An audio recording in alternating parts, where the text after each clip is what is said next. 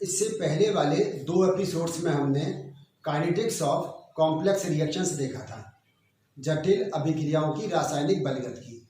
Episode 18 में हमने देखा था काइनेटिक्स ऑफ रिवर्सिबल रिएक्शन, यानी कि उत्क्रमणीय अभिक्रियाओं की रासायनिक बलगति। और एपिसोड 19 में हमने देखा था काइनेटिक्स ऑफ कंजुगेटिव रिएक्शंस, अर्थात क्रमागत अभिक्रियाओं की रासायनिक बलगति। आज के एपिसोड में 20 में हम देखेंगे काइनेटिक्स ऑफ पैरेलल रिएक्शंस, या पार्श्व अथवा समानांतर अभिक्रियाओं की रासायनिक बलगति। तो सबसे पहले हम ये समझें कि पैरेलल रिएक्शंस या समानांतर अभिक्रियाएं होती क्या है। आपने ऑर्गेनिक केमिस्ट्री में से कई एग्जाम्पल्स पढ़े होंगे जिसमें कोई भी एक रिएक्टेंट एक से अधिक प्रोडक्ट में कन्वर्ट हो रहा है।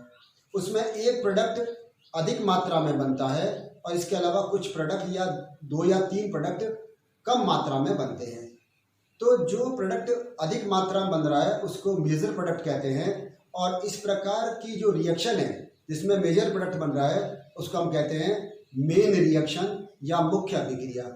और वह जिसमें कि साइड प्रोडक्ट्स बन रहे हैं, कम मात्रा वाले उत्पाद बन रहे हैं, जिनको बाई प्रोडक्ट्स भी कहते हैं, उस रिएक्शन को हम कहते हैं साइड और पैरेलल रिएक्शन, समानांतर अभिक्रिया अथवा पार्श्व अभिक्रिया। एक उदाहरण से समझने की कोशिश करें। जैसे मान लीजिए एक कोई रिएक्टेंट ए है, वो बी और सी में कन्वर्ट हो रहा है। मानो ये रिएक्टेंट ए ये कन्वर्ट हो रहा है बी में और साइमल्टेनियसली सी में भी कन्वर्ट हो रहा है। ऐसा नहीं हो रहा कि बी सी में कन्वर्ट हो रहा होगा या बी वापस से ए में कन्वर्ट हो रहा, वो तो पहले वाली रिएक्शन थी। इसमें ए बी में भी कन्वर्ट हो रहा है और साइमल्टेनियसली उसी समय ये सी में भी कन्वर्ट हो रहा है। मान लीजिए यहाँ पर बी क्या है, यहाँ पर मेजर प्रोडक्ट है और सी यहाँ पर माइनर प्रोडक्ट है। तो ये रिएक्शन तो मेन रिएक्शन कहलाएगी और ये कहलाएगी साइड अथवा पैरेलल रिएक्शन। यहाँ तक बात समझ में? अब मान लीजिए इसका रेट कांस्टेंट हम कह दें K1 है और इसका रेट कांस्टेंट कह दें कितना, K1 डैश है। समझने की कोशिश करें। Initial concentration of A is A मोल पर लीटर। मान लीजिए A की प्रारंभिक सांद्रता कितनी है, A मोल पर लीटर, और ये B भी 0 था और C भी 0 था। ये कब, जब टाइम कितना था, 0 था। 0 टाइम पर शुरू में प्रारंभ में A की कंसंट्रेशन A मोल पर लीटर थी, B और C की कितनी थी, 0। जब time t equal to T समय पर मान लीजिए इसके x मोल कन्वर्ट हो जाते हैं, तो ये कितना बचेगा, a माइनस एक्स। ये कितना बन जाएगा, x, और ये भी कितना बन जाएगा, x। तो a माइनस एक्स, इसलिए भी x, ये x। ये इसकी x की मात्रा ज़्यादा हो सकती है क्योंकि ये मेजर प्रोडक्ट है, इसकी मात्रा कम हो सकती है क्योंकि ये माइनर प्रोडक्ट है। ये साइड या पैरेलल रिएक्शन है और ये जो बन रहा है ये मेन रिएक्शन कहलाती है। अब हमें कहें यहाँ पर, इसको ऐसे समझें, फॉर्मेशन ऑफ, ऐसे लिखें, rate of formation of B and C, दोनों को एक साथ लिख रहे हैं, बी और सी के बनने की दर। इसको हम लिख सकते हैं dx बाई dt से, और हम कहते हैं ए के विघटन की दर, तो हम लिखते थे माइनस dx बाई dt। हम बी और सी दोनों को लिख रहे हैं तो हम क्या कहेंगे यहाँ पर, dx बाई dt। केवल लिखे हैं rate of formation of B, formation of B, केवल बी ओनली, है ना। तो उसको हम मान लीजिए, हम लिखते हैं, मान लो dy बाई dt। हमने केवल dy बाई dt लिख दिया। और ये किसके बराबर होगा, ये होगा K1 a माइनस एक्स, क्योंकि ये जो बन रहा था उस समय रेट कांस्टेंट K1 था मेन के लिए, और यहाँ कितना बचा, ये K1 a माइनस एक्स। यहाँ लिखे इसी तरह से rate of formation of C only, केवल C के बनने की दर, और उसको लिखे मान लो dz बाई dt, और ये बराबर किस पे जाएगा, रेट कांस्टेंट आ जाएगा K1 डैश, और साथ में वापस वही आएगा a माइनस एक्स। बात समझ में आ रही है। Rate of formation of B और C एक साथ dx बाई dt, अलग अलग लिखेंगे तो dy बाई dt और dz बाई dt। यहाँ रेट कांस्टेंट K1 था a माइनस एक्स, और यहाँ पर rate constant K1 dash a minus x. तो अब इसको ऐसे भी लिख सकते हैं, ये जो dx बाई dt है ये किसके बराबर होगा, ये बराबर होगा dy by dt plus dz by dt। ये क्या है, rate of formation of B and C, ये rate of formation of B और rate of formation of C. तो यहाँ हम लिख सकते हैं dx बाई dt, ये बराबर किसके आ गया, K1 a minus x plus K1 dash a minus x. ये हमने लिख दिया b के बनने की दर, ये हो गई c के बनने की दर। या इसको लिख सकते हैं कि dx बाई dt ये बराबर किसके आ गया K1 प्लस K1 डैश, और यहाँ क्या बच गया a माइनस एक्स। हमने a माइनस एक्स को कॉमन ले लिया, a माइनस एक्स को इधर ले आइए, dt को इधर ले जाइए, तो dx upon a minus x is equal to K1 plus K1 dash, और यहाँ आ गया dt। इस इक्वेशन का इंटीग्रेशन करें, इसका क्या करें समाकलन। तो dx upon a minus x का हम हमेशा करते आए, क्या आएगा logarithm of a minus x, dx upon a minus x का।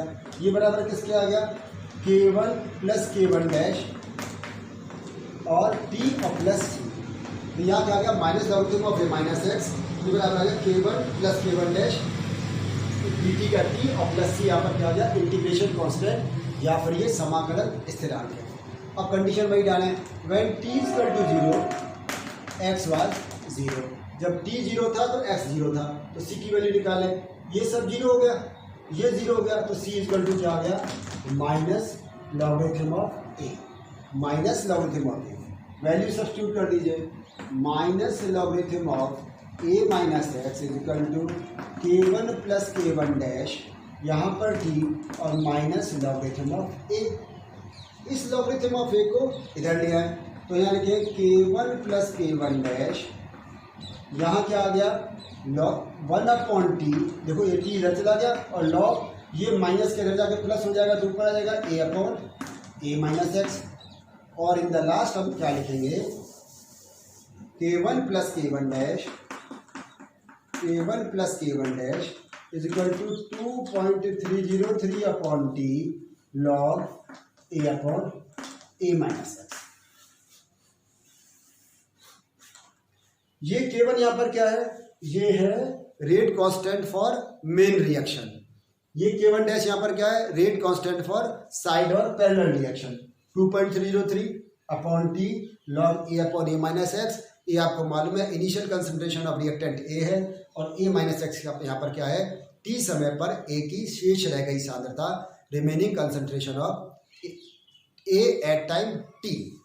तो इस पूरी रिएक्शन में हमने साइड और पैरेलल रिएक्शन का क्वेश्चन अगर आता है, तो पहले आपको ये बताना पड़ेगा कि साइड रिएक्शन या पैरेलल रिएक्शंस क्या होती है, मुख्य उत्पाद क्या बनता है, सह उत्पाद क्या है, इसकी कौन सी मेन रिएक्शन कहलाती है, कौन सी साइड और पैरेलल रिएक्शन कहलाती है, और फिर उसका ये आपको पूरा डेरिवेशन निकाल कर दिखाना है। तो यहाँ हमने पूरा केमिकल काइनेटिक्स का जितना सिलेबस है वो हमारा यहाँ पर कंप्लीट होता है 20 एपिसोड्स में। आप याद करें एपिसोड 1 से हमने शुरू किया था कि रेट ऑफ रिएक्शन क्या है, स्पेसिफिक रेट ऑफ रिएक्शन क्या है, फिर उसके बाद हमने उसकी यूनिट्स देखी थी, फिर एपिसोड 2 की जब हमने बात की थी तो फैक्टर्स अफेक्टिंग देखे थे कि ऐसे ऐसे कौन से कारक हैं जो अभिक्रिया वेग को प्रभावित करते हैं। फिर उसके आगे आगे जैसे जैसे हम चलते चले गए, फिर हमने फर्स्ट ऑर्डर रिएक्शन की काइनेटिक्स देखी, उसमें हमने K1 की वैल्यू निकाली, फिर सेकंड ऑर्डर की देखी, सेकंड ऑर्डर में व्हेन रिएक्टेंट्स आर सेम और व्हेन रिएक्टेंट्स आर डिफरेंट, जब अभिकारक समान हो और जब अभिकारक अलग अलग हो, इन सब के रेट कांस्टेंट की वैल्यू निकाली, इन सब के हाफ लाइफ की वैल्यू निकाली, इन सब का ग्राफिकल रिप्रेजेंटेशन हमने सीखा। उसके बाद फिर हमने निकाला मेथड्स और determination of order of reaction, अभिक्रिया के कोटि के निर्धारण की विधियाँ, उसमें हमने बहुत सारे मेथड सीखे थे, इंटीग्रेशन मेथड, फिर ग्राफिकल मेथड, उसके बाद फ्रैक्शनल चेंज मेथड, और लास्ट में सीखा था हमने पोस्टवाल्ट आइसोलेशन मेथड जो कि अधिकतर एग्जाम में आता है।